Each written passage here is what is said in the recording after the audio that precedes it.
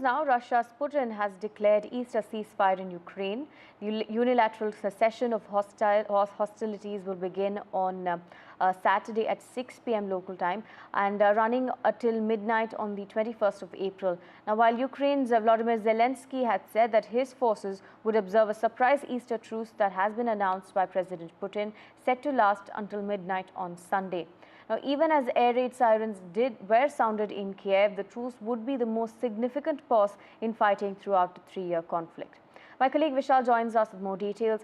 Vishal, now, although a ceasefire was announced, Ukraine does say that there was some sort of artillery firing and assaults from the side of Russia. Well, that is correct. That is what Zelensky has been saying on X for the last few hours. He has given out some details that these airstrikes were happening in some regions, these artillery fire were happening in some regions, and ground assault continues to happen in the Russian region of Kursk and Belgorod. So that is where these Ukraine incursions had happened in the last few months. And he has suggested that the ceasefire has not been extended to these areas.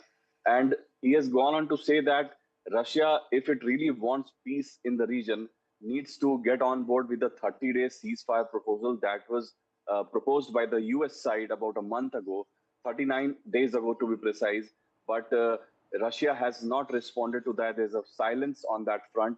A 30-hour ceasefire merely will not solve problems. It will be just the headlines. That is what Zelensky has said. So if there needs to be something concrete on the front of ceasefire, they need to get on board. They need to be on the table for a 30-day ceasefire. That was the interim ceasefire proposed, to which Ukraine has already agreed to. Only Russia remains to respond to that. So a lot of these fightings will revolve around this negotiations. And there had been, and mind you, there was just about 48 hours ago, there was a statement from US side that if there's no development on the front of ceasefire, the US will pull its hand back from the negotiations.